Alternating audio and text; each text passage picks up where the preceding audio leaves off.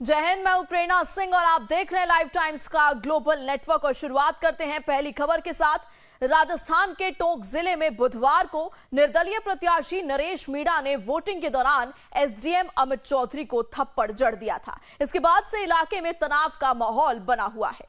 समरवता गांव में हिंसा भड़की, कई वाहनों में तोड़फोड़ और आगजनी की खबरें सामने आ रही हैं। देवली उनियारा सीट से निर्दलीय प्रत्याशी हैं नरेश मीणा। नरेश मीणा कांग्रेस के बागी प्रत्याशी हैं, जिन्हें बाद में कांग्रेस ने पार्टी से भी निष्कासित कर दिया है। तो आपको बता दें, ये खबर कल जब निर्दलीय प्रत्याशी नरेश मीणा ने एसडीएम को थप्पड़ जड़ दिया था। और इसी से जुड़ा 13 नवंबर का ये वीडियो आप अपने टीवी स्क्रीन पर देख सकते हैं। राजस्थान के टोंक जिले में बुधवार यानी कल निर्दलीय प्रत्याशी नरेश मीणा ने वोटिंग के दौरान एसडीएम अमित चौधरी को थप्पड़ जड़ दिया था। इसके बाद से इलाके में तनाव का माहौल इस वक्त बना हुआ है। राजस्थान के टोंक में समरवता गांव में हिंसा फिलहाल भड़की हुई है और कई वाहनों में तोड़फोड़ और आगजनी की खबरें भी टोंक से सामने आ रही है। तो थप्पड़ कांड के बाद राजस्थान में बवाल मचा है। तोड़फोड़ और आगजनी की खबरें राजस्थान से सामने आ रही है। इलाके में इस वक्त तनाव का माहौल है और ये वीडियो कल से जुड़ा है, 13 नवंबर का ये वीडियो, जब वोटिंग के दौरान निर्दलीय प्रत्याशी ने एसडीएम को थप्पड़ जड़ दिया था। और फिलहाल मौके पर पुलिस बल तैनात है। देवली उनियारा सीट से आपको बता दें, नरेश मीणा निर्दलीय प्रत्याशी हैं। नरेश मीणा कांग्रेस के बागी प्रत्याशी हैं, जिन्हें बाद में कांग्रेस ने पार्टी से भी निष्कासित कर दिया। और ये 4 तस्वीरें इस पूरे घटना से जुड़ी हम आपको इस वक्त दिखा रहे हैं। पहली तस्वीर 13 नवंबर की यानी कल की, जब निर्दलीय प्रत्याशी ने एसडीएम को थप्पड़ जड़ा था। और दूसरी तस्वीर थप्पड़ कांड के बाद किस तरीके से इलाके में तनाव का माहौल हो गया है। थप्पड़ कांड पर बवाल, भीड़ ने तोड़फोड़ की है, आगजनी की है। तीसरी तस्वीर आप देख सकते हैं किस तरीके से गाड़ियों को आग के हवाले कर दिया गया है। चौथी तस्वीर, पुलिस ने भीड़ को खदेड़ा। पुलिस भी अब इस पूरे मामले को लेकर एक्शन में आ चुकी है। मौके पर पुलिस बल तैनात है ताकि स्थिति को नियंत्रण में किया जाए। और ये 4 तस्वीरें इस वक्त हम आपको दिखा रहे हैं किस तरीके से कल जो घटना हुई उसके बाद इलाके में तनाव का माहौल है। तोड़फोड़ और आगजनी की खबरें सामने आई हैं। और हंगामे के बाद एक्स पर अपनी पोस्ट में नरेश मीणा ने लिखा कि मैं ठीक हूं, न डरे थे न डरेंगे। साथ ही यह भी लिखा कि आगे की रणनीति बता दी जाएगी। तो कल थप्पड़ कांड के बाद आज नरेश मीणा का ये ट्वीट आप देख सकते हैं। उन्होंने क्या लिखा है, मैं ठीक हूं, ना डरे थे ना डरेंगे, आगे की रणनीति बता दी जाएगी। तो टोंक में बवाल के बाद पहली बार सामने आए नरेश मीणा और कहा पूरी घटना के लिए जिला कलेक्टर और एसपी जिम्मेदार। नरेश मीणा ने यह भी कहा कि मेरा एनकाउंटर कराया जा सकता है। सुनिए। पुलिस का भी बयान आया है, गिरफ्तारी की पुलिस का ये भी कहना है कि कई थानों में आपके खिलाफ मुकदमे दर्ज किए हुए हैं पुराने, उन मुकदमों में आपकी गिरफ्तारी होगी।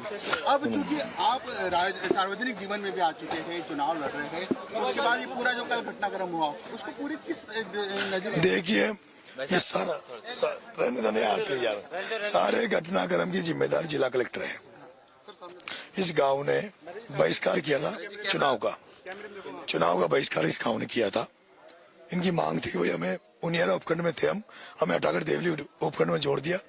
और उनियारा हमसे 15 किलोमीटर पड़ता है, देवली हमसे 95 किलोमीटर पड़ता है, हमें वापस से उनियारा में जोड़ा जाए। बहिष्कार को लेकर हम बैठे थे। हमने गाँव की मांग थी भाई कलेक्टर यहाँ गाँव में आए। हमने कहा भाई कलेक्टर को बुलाओ, कई बार कहा, कलेक्टर नहीं आई। लगभग 11-12 बजे हमें ये सूचना लगी कि एसडीएम जो यहाँ पे है, जो भारतीय जनता पार्टी का कन्हैयालाल चौधरी के इशारों पर काम कर रहा है, उस व्यक्ति ने 3 लोगों को जबरदस्ती कि तुम्हें नौकरी से हटा देंगे, सस्पेंड कर देंगे। एक आंगनबाड़ी महिला थी, एक टीचर था और एक आंगनबाड़ी महिला का व्यक्ति था। उनको जबरदस्ती दादागिरी से वोट डलवाया। मुझे पता लगा, मैं गया, मैंने पूछा तो वहाँ लोगों ने कहा कि साहब ये एसडीएम है, इसने जबरदस्ती वोट, मैंने रोक नहीं पाया, मैंने उसके थप्पड़ मारी है। ये बात सही है, लेकिन उसके और बढ़नी चाहिए। जिस तरह का वो नेचर उसका था, वो एक दलित महिला के अत्याचार में पहले एपी हो रहा है बूंदी में, उसके बाद भी फिर मैं इसी मंच पे था जहाँ पे बैठा हूँ, हजारों लोग यहाँ थे। मैंने एसपी साहब को कहा भाई कलेक्टर नहीं आ रही है तो एसपी को बुला दो, हम बात कर लेंगे। लेकिन एसपी यहीं बैठा होने के बावजूद वो 50 मीटर या इसमें बैठा था स्कूल, वो नहीं आया। नहीं आने के बाद हमने खाना मंगाया क्योंकि हजारों लोग आ गए थे 6 बजे के बाद में। खाने की पंक्तियां लग गई थी, खाने खाने लोग बैठ गए थे। लेकिन हम जब पिकअप रोक रखी थी, हम जब वहां गए पिकअप को लेने तो मेरे को वहां पुलिस ने गिरफ्तार करने की कोशिश की। मुझे पुलिस ने गाड़ी में बिठा लिया था। गाड़ी में बिठाने के बाद में वहां पथराव हुआ, वहां लाठे बाटी जंग हुआ और पुलिस भग गई थी। मुझे छोड़ के अकेले को गाड़ी में, और उस गाड़ी में पथराव हो रहा था। एक उसमें ड्राइवर बचा था पुलिस का। उसके बाद जब पथराव हो रहा था, मैं उस गाड़ी से निकला, मैंने उस ड्राइवर को बचाया, पुलिस वाले को मैंने उसको सेव किया। मैंने कहा भाई ये उसको वहां पे एक उसमें बिठाया। उसके बाद मैं इसी जगह आ गया। यहाँ आया तो मैं इधर से फिर दोबारा फोर्स ने अटैक किया। उनके हथगोले थे, मिर्ची बम थे, जो भी थे। हथगोले की आमना सामना हुआ, हमारे साथियों ने मुकाबला किया। मैं उस समय बेहोश हो गया था। मेरे को यहाँ से उठा के माता बहन इस मकान में लेगी, बेहोश में था। मेरे को फिर 5-7 साथियों ने उठा के 5 किलोमीटर तक मेरे को उठा के वो लेके गए एक गांव में पास में। उसमें जाके मेरे को कोई मकान था, वहां जाके मुझे पटका और वहां जाके फिर मैं रात भर फिर मैं उस मकान के बाहर खेत में ही मैंने पूरा जायजा लिया। लोगों को वहां से निकालने के लिए कहा भाई सब लोग निकलो, क्योंकि पुलिस अब वो मिर्ची बम से इस हालत हो गई थी इस गांव में, कोई किसी को सांस नहीं आ रही थी, किसी आंखें काम नहीं कर रही थी।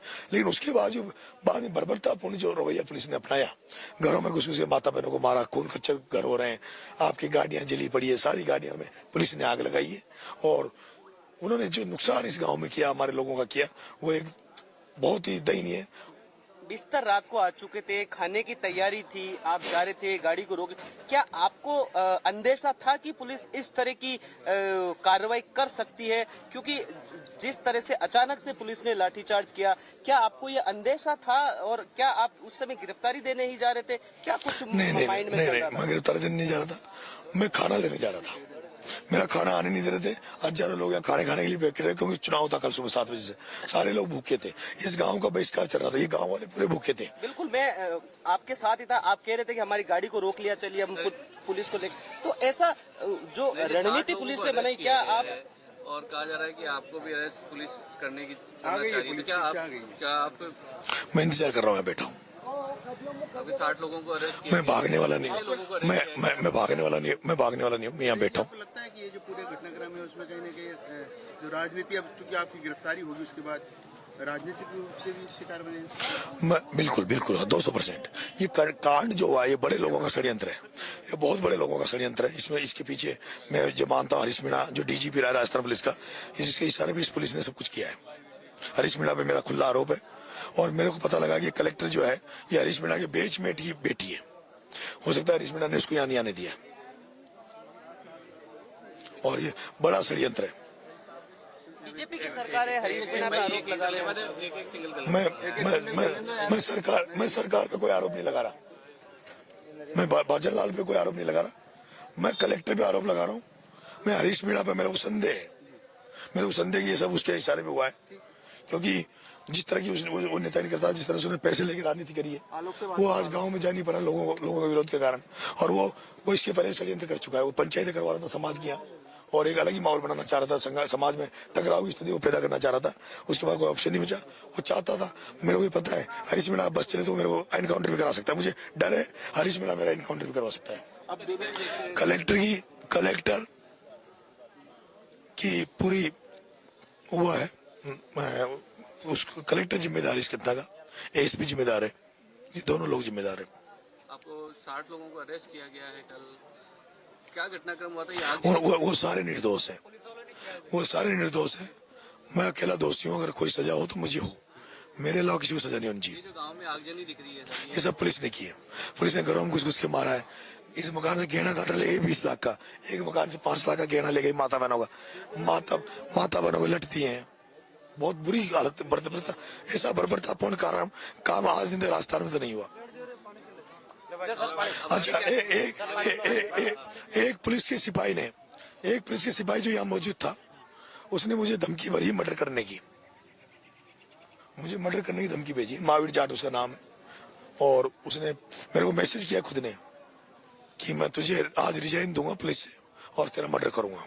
अभी ये हो सकता है बेसिकली इसमें 4 प्रकरण दर्ज किए गए। इसमें राज्य के कार्य में बाधा उत्पन्न करने के, सरकारी संपत्ति में तोड़फोड़ करने के वाहनों में, सरकारी वाहनों में अगजनी करने के और आवागमन में बाधा उत्पन्न करने के 4 प्रकरण दर्ज किए गए हैं और उक्त प्रकरणों में अब तक 60 व्यक्तियों को गिरफ्तार किया गया है। बाकी जो शेष बचे हुए लोग हैं उनको आइडेंटिफाई करके बाकी की भी सभी की गिरफ्तारी की जाएगी। उक्त वांछित अपराधी के विरुद्ध जो है कई जगह 15 से अधिक प्रकरण दर्ज है, कई जगह वांछित अपराधी और उद्घोषित अपराधी भी है। तो उस बारे में भी सभी जितने थानों की फाइलें मंगा के जहां जहां राज्य में वांटेड है सभी पत्रावलियां मंगाकर सभी में गिरफ्तारी की जाएगी। रात को सर तो कोई किसी ने भी नहीं किया, वो खाना बैठ रहे थे, वो नरेश मीणा है ना, उसको पकड़ के पुलिस वालों ने जब्त कर लिया, जब्त किया। बोलो पब्लिक बोली भाई इनको छोड़ दो, छुड़ा के भी लेके आए। फिर उन्होंने लाठी चार्ज गोली बारूद करने चालू कर दिया। दबाव दिया था भाई मतदान करो, तुम सरकार के मुलाजिम है, दबाव से मतदान किया तो सरकार के खाते हो तो सरकार के वोट दो। मामला कुछ नहीं था सर, यहाँ गांव वालों की मांग थी। आज के 1 महीने पहले इन्होंने एडीएम साहब को ज्ञापन दे दिया था कि हमारे को देवली जोड़ दिया है। हमारे देवली 80 किलोमीटर पड़ता है, हम पहले उनियारा में थे, उनियारा में रहना चाहते हैं। हाँ, अगर हमारे को उनियारा में नहीं रखते हो तो हमारे नैनवा भी पास में पड़ता है, हमारे बूंदी जिले में जोड़ दो। इसीलिए एसडीएम साहब ने बोला था कि हाँ आपकी सुनवाई होगी। फिर लोगों ने बोला कि सुनवाई नहीं होगी तो हम पोलिंग बूथ को बंद करेंगे, सब ग्राम वाले बहिष्कार करेंगे इस बात को। हम एकत्रित हैं, सब गांव वालों में जुटे हैं, तो गांव वाले सब आराम से बैठे थे। यहाँ पर नरेश भाई साहब आ गए, आने के बाद में धरना चल रहा था आराम से, कोई किसी प्रकार की छेड़खानी का कुछ नहीं था। वहाँ से एक हमारे गांव का विकलांग आदमी था, वह इधर जा रहा था। यहाँ पर कर्मचारी सब बैठे थे, बीएलओ वगैरह सब, उन्होंने उनको जबरदस्ती वोट डलवाया। डलवाने के बाद में गांव वालों वहाँ जाके बोल दे भाई वोट डाल चालू करवा रहे हैं। गुस्सा तो क्या है, पुलिस वालों ने अनवाया है, पुलिस वालों का मामला था। सारा शांतिपूर्वक पोलिंग हो गई थे, सारा सिस्टम शांति से, खाने के लिए तैयारी कर रहे थे।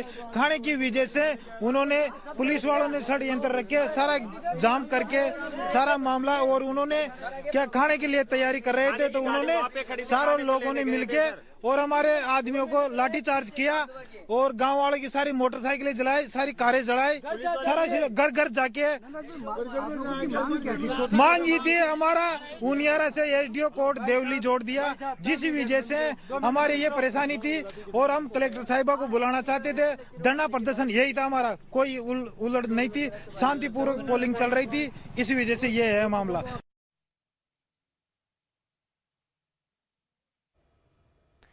तो निर्दलीय प्रत्याशी नरेश मीणा ने एसडीएम को कल वोटिंग के दौरान थप्पड़ जड़ा था, जिसके बाद आज पूरे इलाके में तनाव का माहौल है। चलिए अब आपको बताते हैं कि आखिर कौन है नरेश मीणा। देवली उनियारा सीट से निर्दलीय प्रत्याशी हैं। कांग्रेस से वो टिकट चाह रहे थे, लेकिन टिकट नहीं मिलने पर उन्होंने निर्दलीय नामांकन दाखिल किया। सचिन पायलट के समर्थक माने जाते हैं नरेश मीणा। इसके अलावा आपको बता दें, कांग्रेस ने पर्चा वापस लेने को कहा और नहीं मानने पर कांग्रेस ने उन्हें पार्टी से निष्कासित कर दिया और मतदान केंद्र पर एसडीएम को उन्होंने थप्पड़ मारा। कल वोटिंग के दौरान मतदान केंद्र पर पुलिस से भिड़ गए थे नरेश मीणा। समर्थकों ने कई जगहों पर आज तोड़फोड़ और आगजनी की और इलाके में फिलहाल तनाव का माहौल बना हुआ है। चलिए अगली खबर